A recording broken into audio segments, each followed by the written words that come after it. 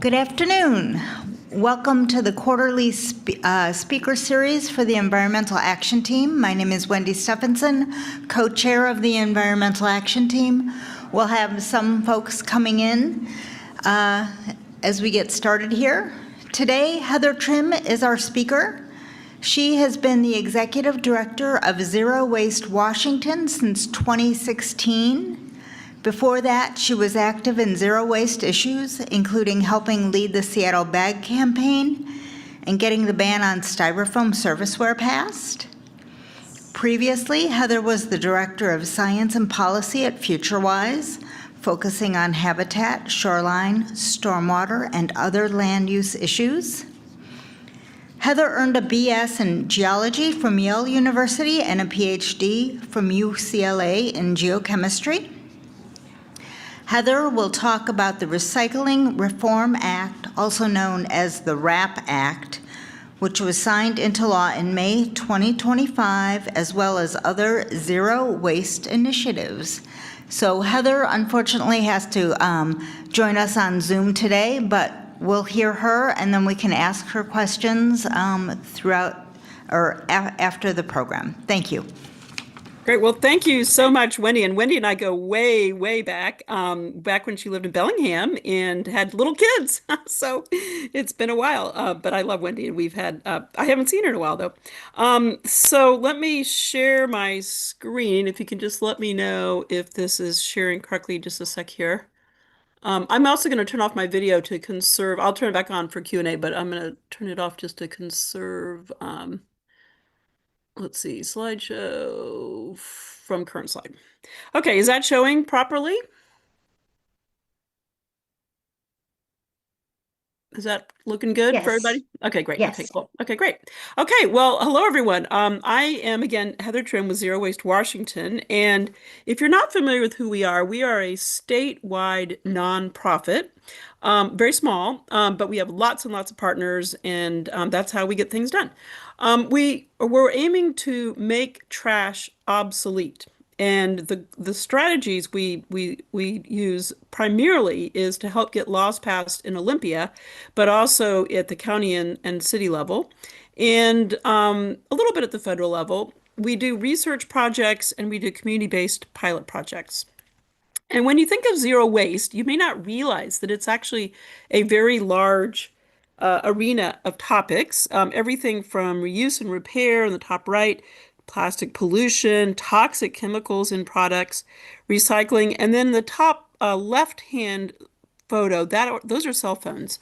Producer responsibility, where the manufacturers pay for the full life cycle, including the end of life of household products and other things.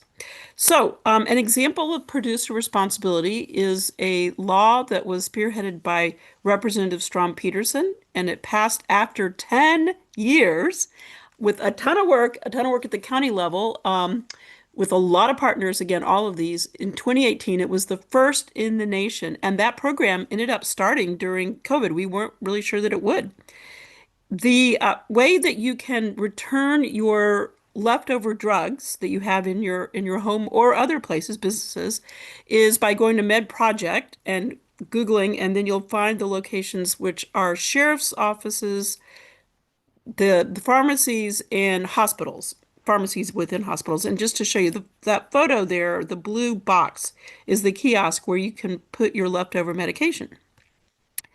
The next law that Strom Peterson also spearheaded was a paint stewardship law that passed in 2019, and that program started also during COVID, April of 2021. And if you have leftover paint products like latex paint, oil-based paints, sealers, stains, etc., they can go into the program, and then there's some things that cannot go into the program. And what you do is you, in this case, Google paint care, and you can find a location near your home for all of your leftover paint. And actually today, I'm going to go to my local closest spot because I just sorted all of our old paints in my garage this morning because I got to paint something and I need to find a particular paint. So I have about 15 old cans of latex paint, mainly, that I'm going to be taking in today. So yes, it's a great program. And then last sort of side advertisement is another bill, a law that passed in 2023, led by Senator Derek Stanford and Rep. Chapalo Street. This is to recycle your batteries, also businesses and homes. It is, when it passed, it was the best in the nature. It's going to pass next year or maybe early the following year. This will be for all chemistries. So your lithium-ion batteries and your alkaline batteries. Initially, it'll be for batteries up to 11 pounds.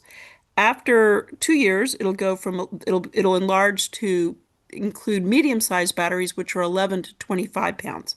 This is a photo of the transfer station in Seattle, the North Transfer Station. Right now in Seattle, you can recycle these batteries, but you have to pay, or rather, the residents are paying through their rates. It doesn't cost if you go to the recycling facility to drop them off, but we are essentially paying. After this law goes into effect, it will be paid for by the battery industry. So that was a little side advertisement. So I'm going to today talk a little bit about what you can do to do zero waste things. I'm going to mainly talk about legislative action, and I'm going to cover some other zero waste activities that we're doing that you might be interested in. So people say to me, Heather, what can I do to be like the most zero waste?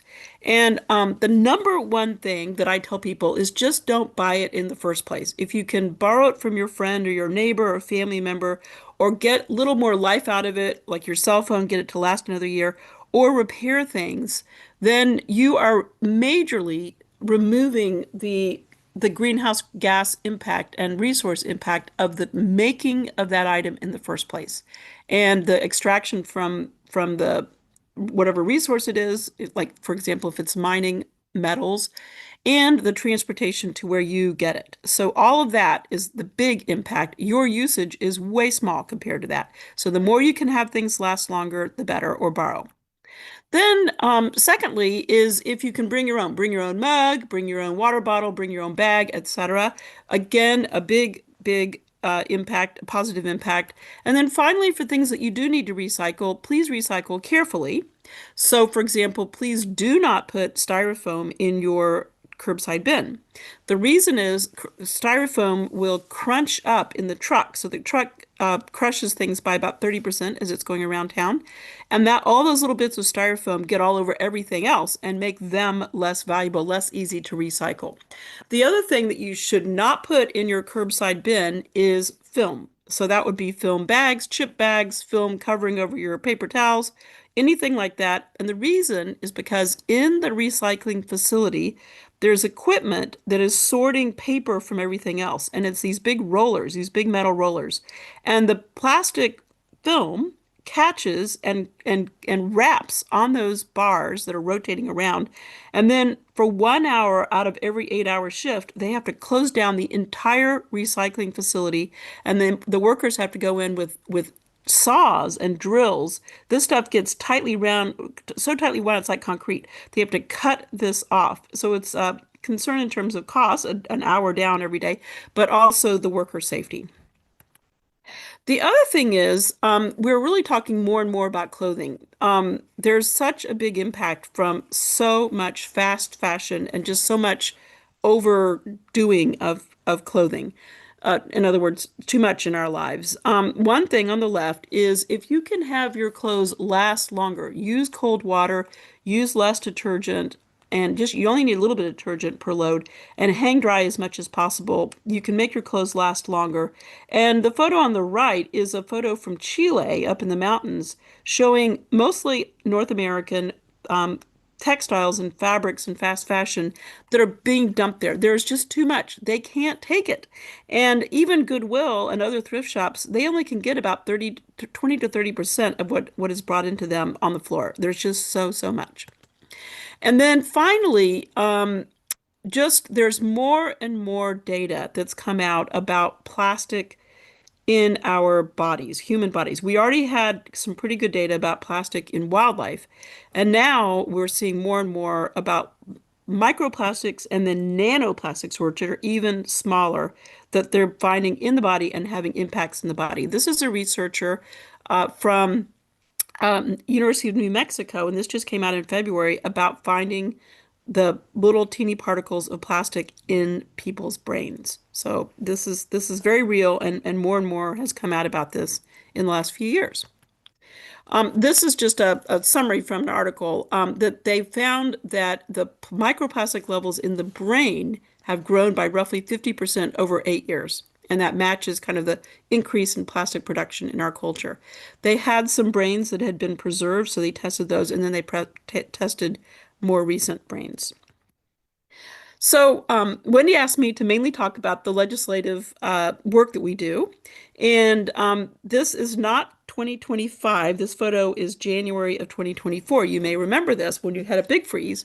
And it was really beautiful. This fountain is just so lovely when it is frozen like this. In 2025, so just now, it was a great year for zero waste. Can't believe how many really wonderful bills passed. Some of them took 8 years, some of them took 6 years, some took a few more, and then some were actually 1 year bills. I'm going to talk about a few of these in a little detail in the talk, but I do want to point out the fourth bill down, which is organics. That's compost. That was Bill HB 1497, which is now law. That's about getting more food donated to food banks and getting more food and yard waste composted. This was led by your very own Representative Beth Dolio, who did a wonderful job of stewarding this bill in a 1 year. There were two previous bills, so there were three big compost bills that have passed in the last 4 years, so 2022, 24, and 25. Then I want to point out, well, no, I'm going to get to that in a minute. Another of your legislators, but I'll get to that in a minute.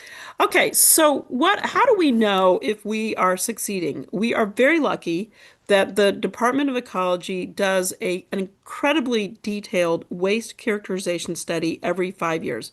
They contracted out the most recent one was done by Cascadia Consulting Group.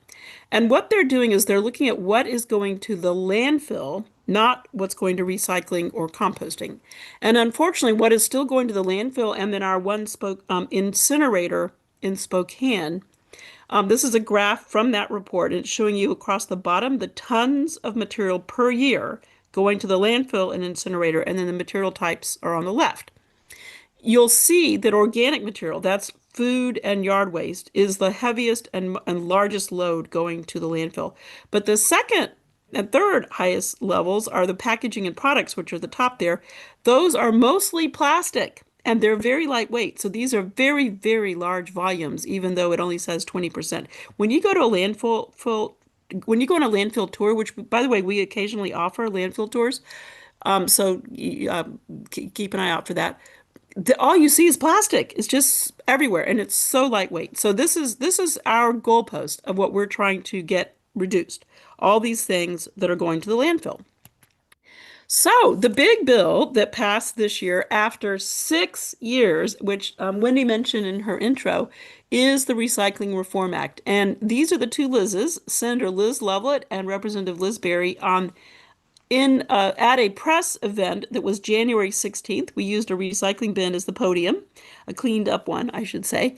And they were amazing champions of this bill. They worked so hard, and we call them the two lizards, or they call themselves the two lizards. And they worked great together, and it was just really, really wonderful that we finally, after 6 years, got this bill passed with tons of help from cities and counties, tons of help from other organizations, and some help with from businesses.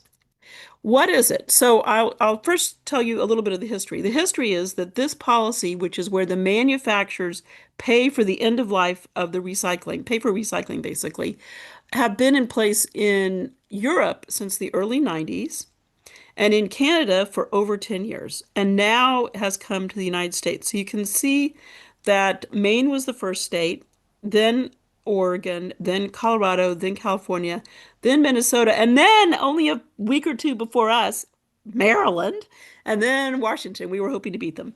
But anyway, we were thrilled to be number 7, and there will probably be more to come in other states.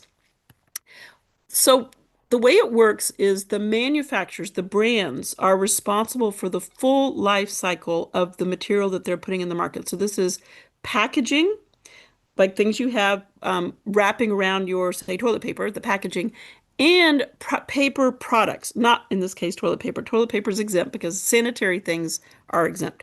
But like, for example, junk mail.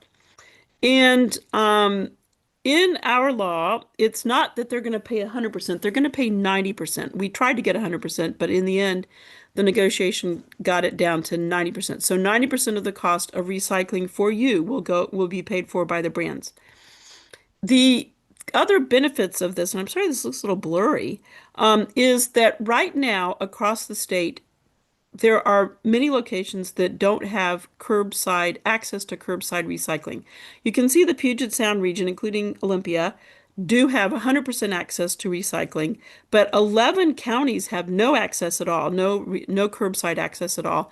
And it's really variable across the state. So this is going to bring recycling to every resident, and that's, by the way, single family and multifamily, like apartments and condos. They will have it. If you have a garbage truck come to your building or home, you will have a recycling truck coming to your building or home. Secondly, right now we have, and I'm sure you guys have seen this, we have a crazy system, patchwork of what can be recycled, what are the rules in all the different cities and counties and other areas. So it will be one list in Seattle, one list in Olympia, one list in Walla Walla, and one list in unincorporated, Yakima County.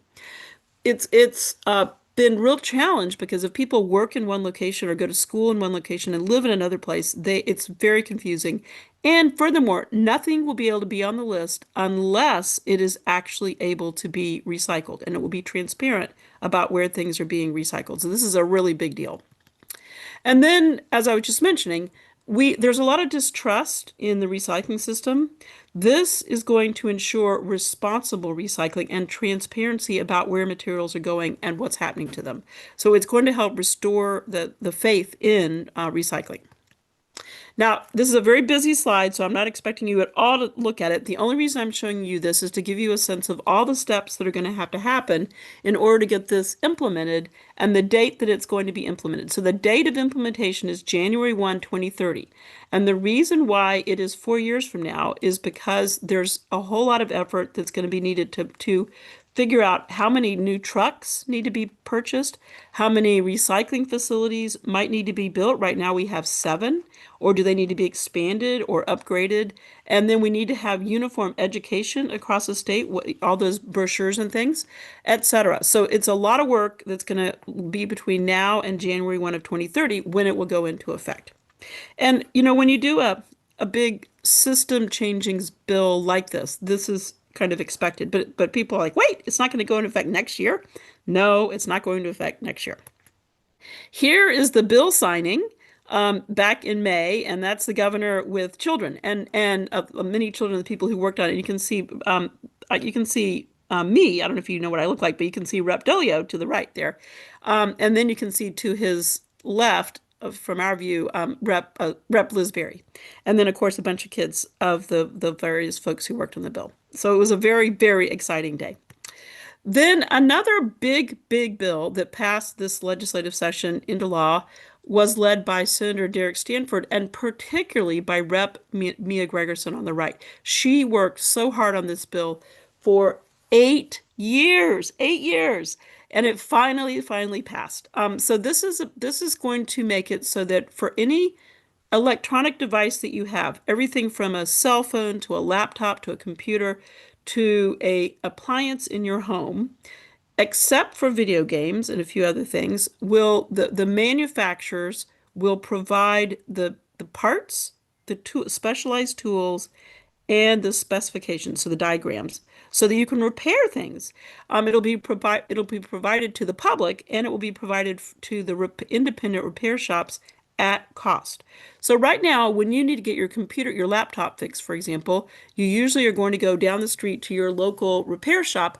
They don't have access to the original manufacturer parts and tools and things because unless they've gone through some very onerous and expensive hoops. So this is going to be a game changer for making it cheaper to get things repaired and bringing repair to more people.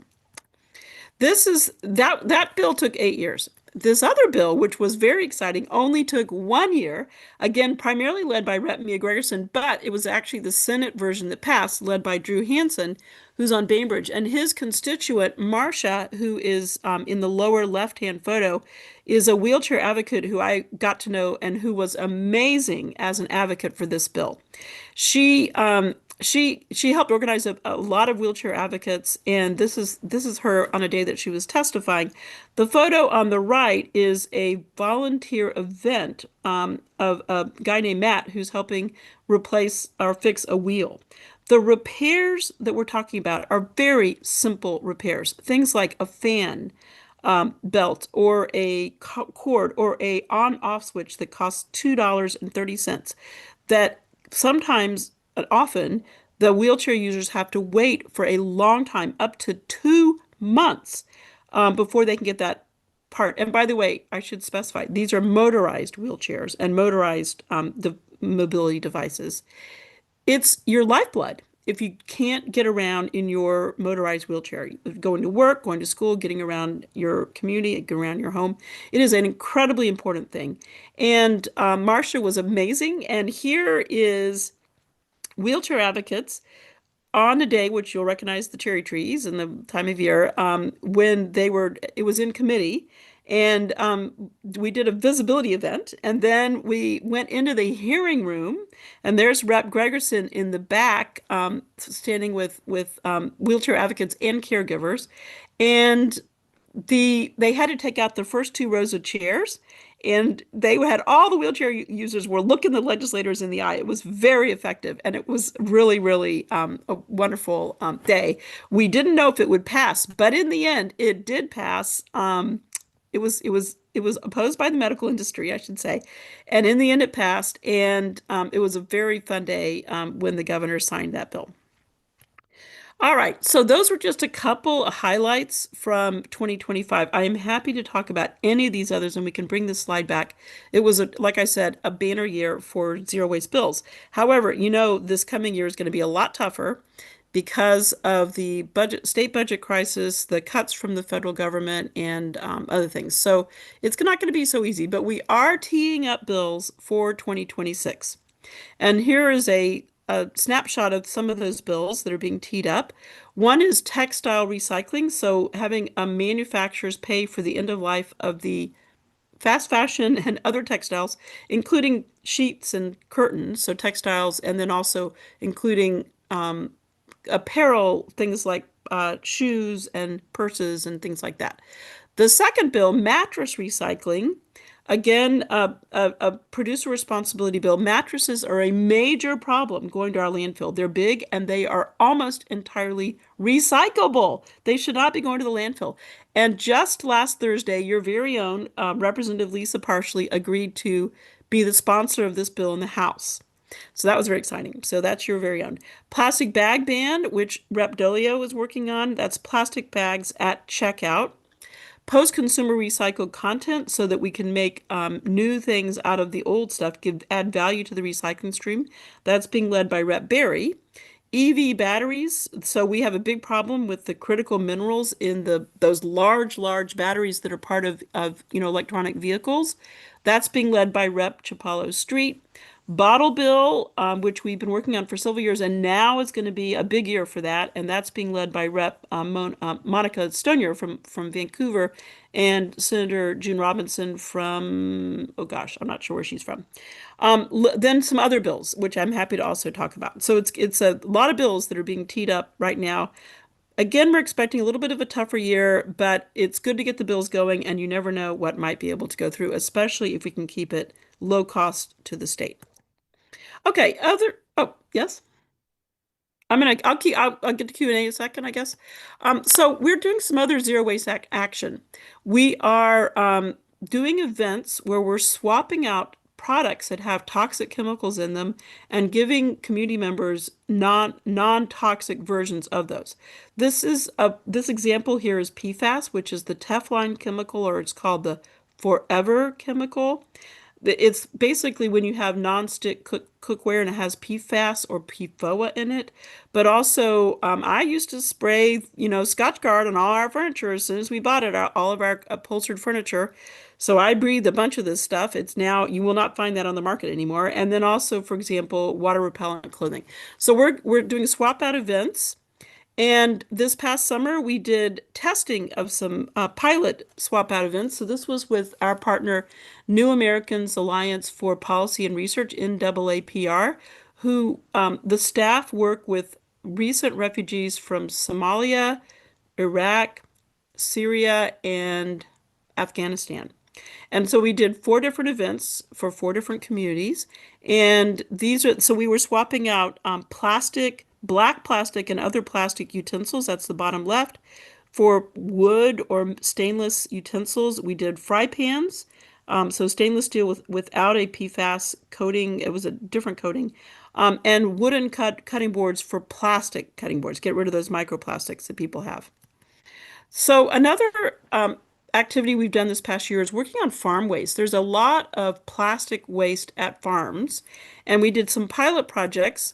This is me and one of our staff people, Nayeli Campos, where we were passing out durable nursery trays that last 30 years. Those black trays in the front last 30 years. This is where you plant each little seedling in it.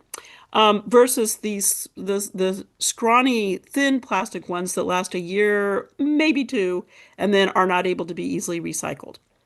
Then here's Nayeli with Mike up at the Snohomish Co-op, also passing out the nursery trays. And we were also doing totes for CSA, Community Supported Agriculture, replacing those unrecyclable cardboard plastic-coated boxes.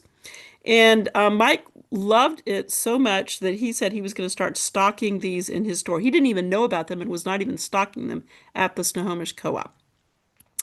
And then another project we're doing is trying to get bulk milk into the schools.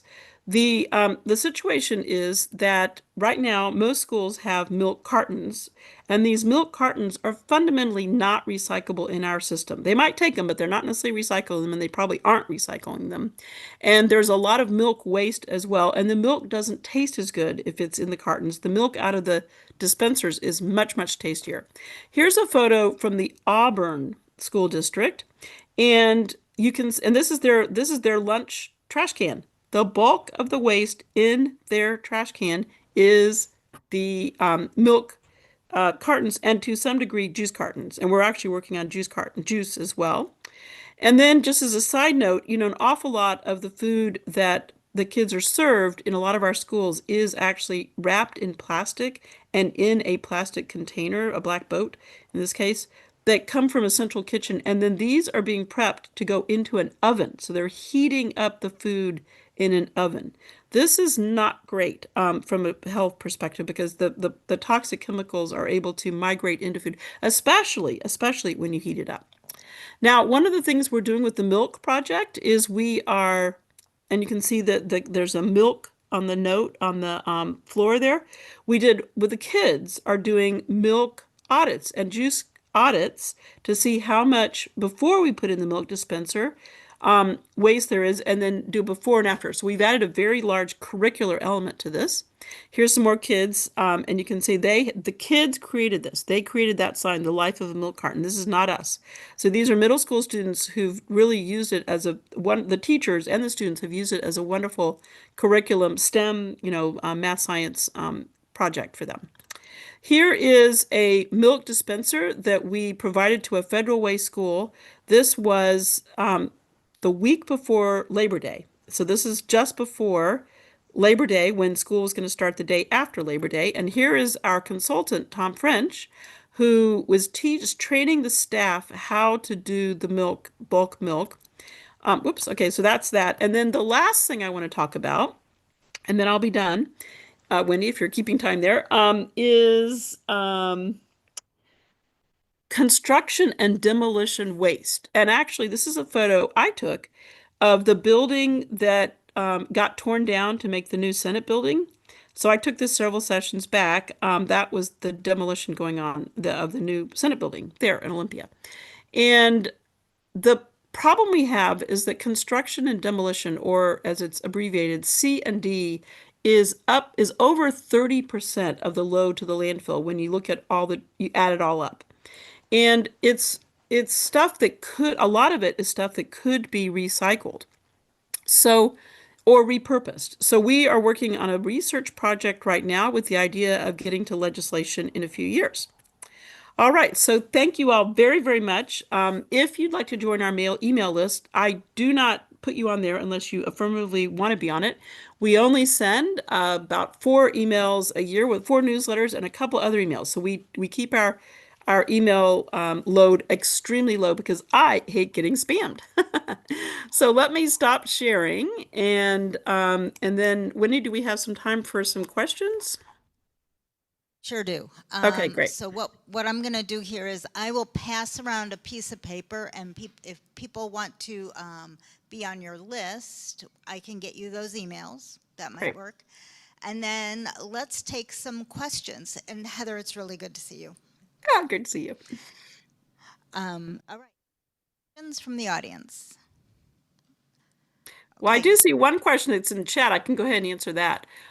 Will one recycle list across the state mean that some places will have less they can recycle? And the answer is yes. The city of Seattle right now has a very expansive list. That list will likely get shorter because the only things that will be allowed on that list will be things that can actually be recycled. Now, most of the list will be there, but there may be some stuff that falls off because it will be a single list for the state, and a place like Walla Walla or some of the more rural areas have very short lists right now of what they recycle. They will then be able to recycle a lot of things. And I don't remember specifically about Olympia and how extensive your list is, so I don't know how to compare that. What was the question? We didn't see the That person question. was in chat. It was asking, will one list make it so that there will be less things you can recycle in Olympia?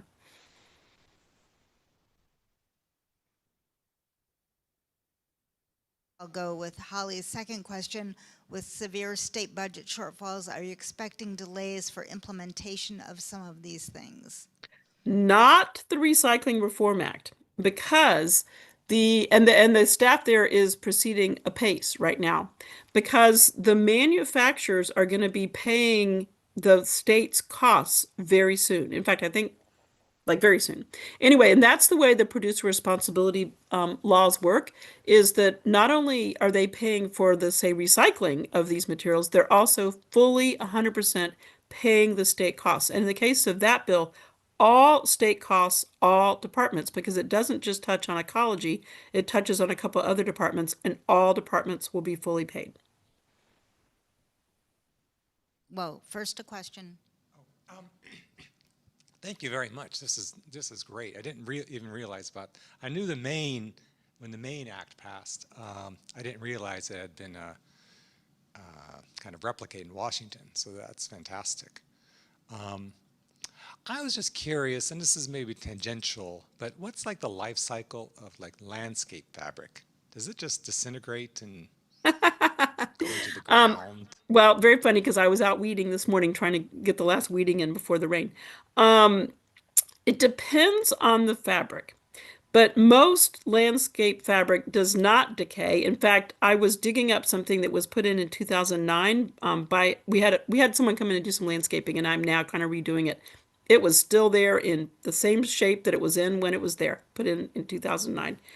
Unfortunately, landscape fabric, if it's the type that's a woven fabric, does not break down. Now, there is some in agricultural use, there is some biodegradable mulch, they call it mulch fabric. But unfortunately, the tests that have been done by nonprofits, there's not that many that have been done by agencies, but by nonprofits, show that they break down into microplastics. So we would really prefer for landscape fabrics and agricultural films and fabrics to be done either in a durable way that could then be pulled back up and then recycled or taken away, not break down into the soil, or it be paper or jute or things like that that really truly can compost. And there is some good jute landscaping fabric, by the way. Like if you have stormwater runoff and you want to keep the plants good, secure so they can grow their roots, the jute then disintegrates, compost, I should say, into the soil. Okay, I've got a Judy question, then a Dorothy question. With manufacturing paying for the recycling, will this mean that waste companies will reduce their fees to individual households? Well, I love that you asked that question. So the waste industry was the number one opponent to the bill. And they were worried about a lot of things. And so therefore the bill had a lot of negotiation to accommodate their concerns. One thing that's going to happen is that on your solid waste bill that you get every month or 2 months, it will actually have a line item that shows how much the city, if you live in Olympia, for example, is being reimbursed by the program. And then that will be deducted off of your bill. So the recycling explicitly will be shown as a deduction paid for by the manufacturers. So your solid waste bill will go down. Now, as you know, costs go up over many, many years. So it's not to say that your solid waste bill is going to, I mean, yes, it'll probably drop initially, and then the amount of going up will decrease dramatically over time as well. But I can't promise that your solid waste bill as a whole isn't going to increase, over the many, many years.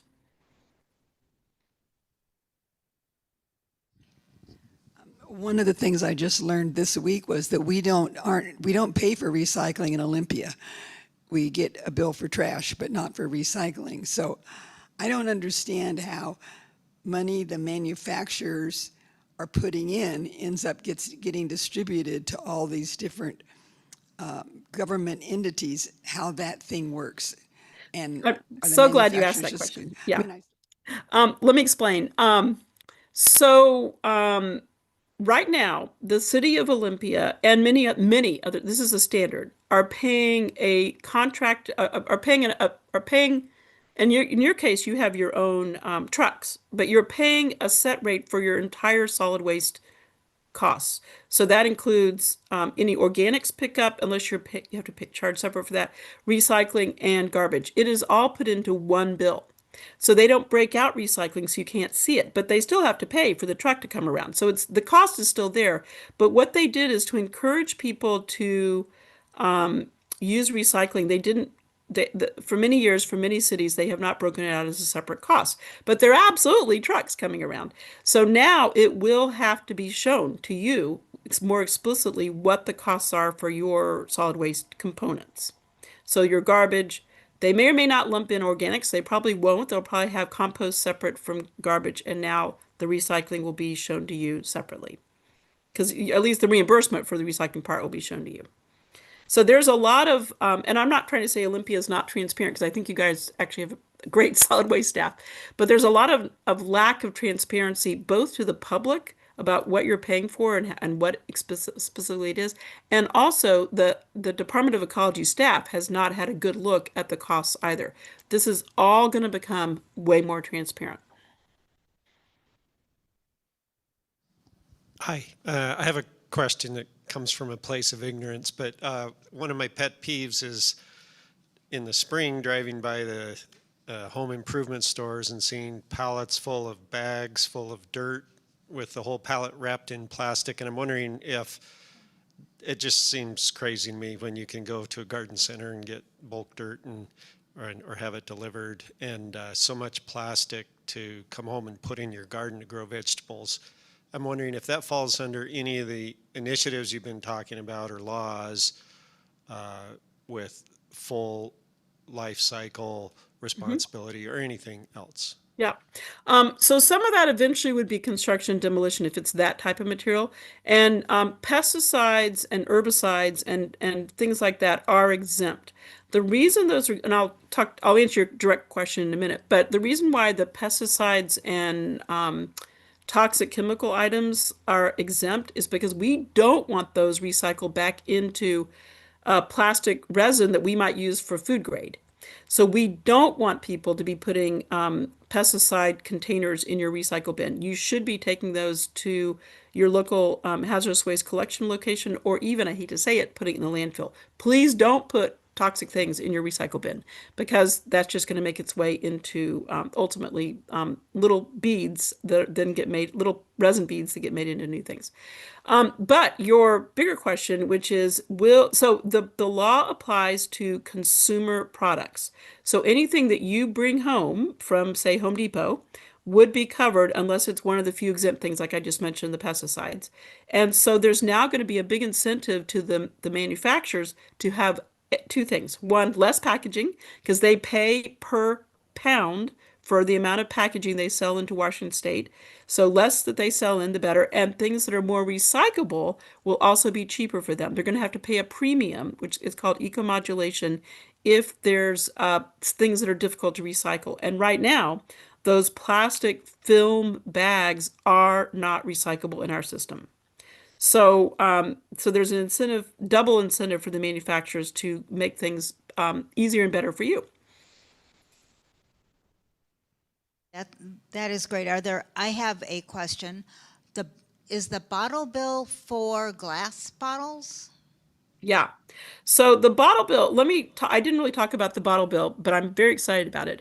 Our organization was founded by the activists in the 1970s. So we are over 40 years old who tried to get a bottle bill in Washington State. So Oregon was the first in 1971. And then I think about 12 other states have since done them, but not in recent decades. And the beverage industry was dead opposed to it. They did billboards. They spent a lot of money, lots of money, to oppose it in Washington. And it went down. The voters voted it down at least twice, if not three times, in Washington. And the activists who were working on trying to get it passed as a voter initiative then founded our organization with the explicit intent that we would work on policy. So we are a policy shop. But we also do, as you can see, research and community-based projects, which with the goal of having those eventually turn into policy. So we're very thrilled with our founders that they did that. And so therefore, a bottle bill is in our DNA. We really want a bottle bill. So the way a bottle bill works is, sorry about that. The way our bottle bill works is it's 10 cents that you'll see on the beverage container, and it's everything from metal to glass to even some of the ones that are cartons, although cartons are going to be perhaps delayed. So metal, glass, and plastic. And if you look at any of those right now, you will see the state abbreviations and the number of cents on it. So I just looked the other day at someone showed me a can of water. It was like a spritzer water, and it had California, and it said something like 10 cents. And then it had Hawaii and 3 other states, and it said 5 cents, something like that. It wasn't all 14. So water is exempt from some states, but not others. Our bottle bill would include water. And they're trying to bring in water because, at the time that these were passed, you didn't have all that water that was being sold to people like it is now. And then you would get your money back. So you'd pay your 10 cents when you buy these. You'd get your money back into a computerized system that you can then, so you'd put all your beverage containers into a plastic bag. In Oregon, it's a green bag. You would take that green bag into a kiosk that you just stick it in. Type in your code, and then they'll count it and give you all the credit. They'll send you a whatever. It'll all be online, and they will show you even photos if you want of them counting it. So they do a photo screenshot of counting the different bottles that you would have, beverage containers that you would have, and then they would credit your account.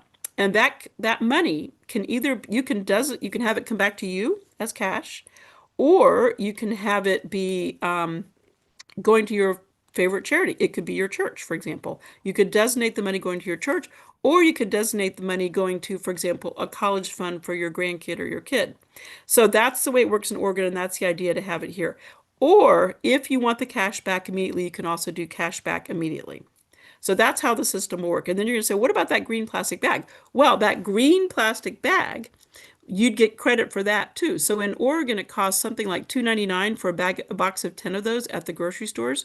So you go pay your $2.99, and then after you have 10 bags, or maybe they do it per bag, your account will be credited back for that green bag. So you would have zero cost on the bag, and then those bags are 100% recycled back into green bags. So it will be circular 100% for that. The big benefit of a bottle bill, you didn't really ask this, but I'll say, is litter. So it has a huge impact on reducing litter in the states where they're in effect, and it will also dramatically increase our recycling rate because you're getting that stream out of your recycling stream. So that was a long-winded answer to your simple question. Yes, glass is included. Yay. Okay. Any more questions from the We group? have a question online that I'm going to put on the screen, and then if you could answer that, Heather. Okay, I can't see that. So can you read it to me? Many people pay for the Ridwell service to recycle plastic film and multi-layer plastic, among other things. I'm wondering about the impact on this business. Okay, so Ridwell is itself a disruptor business. So they have come in and they have brought to people's door the ability to recycle or donate, for example, winter coats to groups that need winter coats, things like that. So they've been a huge market disruptor and in fact have caused all sorts of lawsuits and things from the existing waste industry because they're bringing recycling to people of things that people have been very frustrated they can't recycle. Anyway, Ridwell will be able to be, I believe they can register as a service provider and they can also be reimbursed. So they could potentially bring their cost to you down for those components that would be going into the system. So I believe they'll be a beneficiary of this. Any other questions from the group? Oh, we've got two more. This And by has the way, been a Ridwell great lobbied in talk. favor. Thank you Yeah. so much, Heather. Yeah. This may be ignorance on my part, but I tried using like a big glass pitcher for water, and it's so heavy, which makes me think about the milk that I buy in a gallon is in plastic. Is that plastic contaminating that milk? I know if you heat plastic, it's contaminated, but we buy our products like milk in a gallon in plastic. In glass, it would be so heavy. I don't know what the alternative is. And Yeah, I and don't I know don't if it's think really that- safe buying milk in plastic. Right. Right. So I hear thank you. Okay, so two things. One, we our own household, we buy some milk in milk cartons and some milk in glass. The milk that we buy in glass is not a full gallon, it's a half gallon. So it's like a skinnier thing. Because you're right, it's heavy. But it's how it's sold. It's sold in half gallons. It's not sold in a full gallon. And it's already a deposit system. So when you bring home that glass container, and by the way, it's chocolate milk. One of my family members loves chocolate milk, so that's what that is. When you take it back to the store, they give you credit for it. So it's already a deposit scheme for the glass bottles in where we live in Seattle. The issue with plastic migrating into food is not going to just be limited to a plastic bottle. Milk cartons are lined in plastic, and metal cans, including your soda cans and also like your soup cans, are also lined in plastic.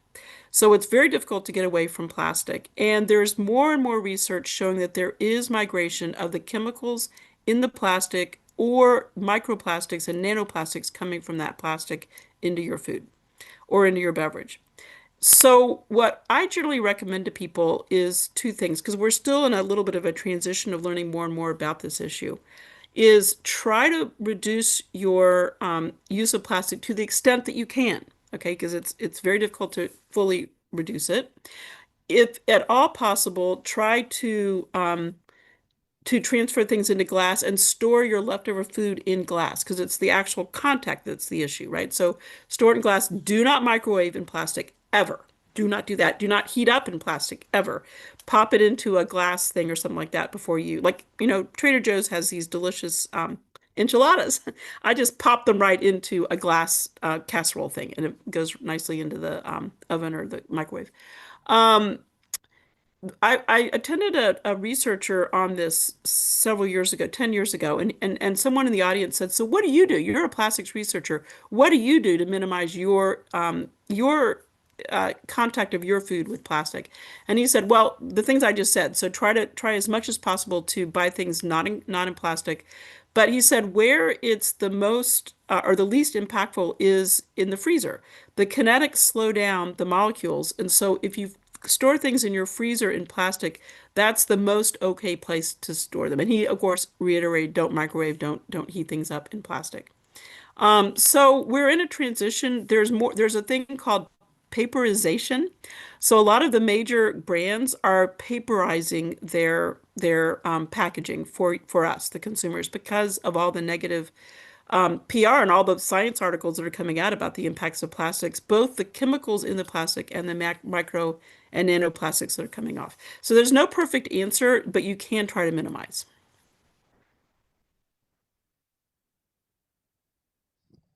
Our church is going to begin a Trex Challenge November 1, where we're collecting plastic film and getting it to the Trex company where they transform it into products. How does the state have any kind of program where they're supporting this kind of reform of plastic? Well, and what you're speaking of is they're making like plastic lumber, and just for y'all to know, that's 50% plastic film that's being melted in, and then 50% sawdust. So they're using sawdust from lumber operations to make that, and the product has become a way better product. It lasts a long time, and it's much stronger than it used to be. The plastic lumber, and they make chairs and benches and also decking. This is a viable end use of plastic film. And in the Recycling Reform Act, that could make it so that plastic film does make it onto that list that comes to that we can put in our curbside bin. Right now, they would say, no, that won't be on the list. But when that list actually gets finalized, in a few years, this is one of the reasons why it might, is that if they can sort it. The challenge they have right now is not that the plastic film couldn't be recycled into new things if it's kept separated and sorted. The problem is sorting it in those facilities. As I showed you that photo, it's wrapping around the waterfall equipment, and it's a real nightmare for the recycling facilities. That's why they want you to do collection events like what you're doing, or store take back where you have a bin. So I would say it's an evolving landscape. There's no official program yet, but I can see how it could potentially become part of the discussion as we move forward. All right. Oh, one more question here. Okay, I understand you're saying about plastic in the freezer. So we have these bags, that suck the air out, food saver bags. So they're plastic again, safe or not safe? I mean, other than I know that food goes in the freezer, which slows it down. And last but not least, there's also hard plastic, like in a Brita water container where, you filter your water. Is that transmitting microplastics to our body or not? So again, hard to answer because the science is evolving, and I'm a scientist, so scientists always never want to say yes or no definitively. But the hard plastic or film plastic, you're still going to have the same issues, and we just have more and more studies coming out that are trying to answer that question. So the answer is not 100% answered yet. It's not looking good, but generally you would want to try to avoid storing in your refrigerator or in your pantry things in plastic. Those vacuum seal bags for your freezer, that researcher said, he would do that himself. But in your fridge, if you can put it into, a glass container or a ceramic container, things that are inert, that would be better if you can. And again, hard to do. Any more questions? I mean, there's a little disappointment and like, okay, all these plastics, but there's also a lot of hope that you have shared in terms of all of the bills that are going through and all of the work that's been done on the state level. Yes. And we are just so lucky. Thank you all. We are so lucky to have progressive legislators and public support and all the partners. So this is a team effort, and anything you all can do to help support. And just what I tell people is when you're at a town hall with this election season coming up, just ask the question, hey, what are you doing about plastic? That's all you got to do. Just ask a simple question. So thank you all very much. For that. And I'll sign off. Really appreciated your time. You're welcome. Bye-bye. Thank you all for coming.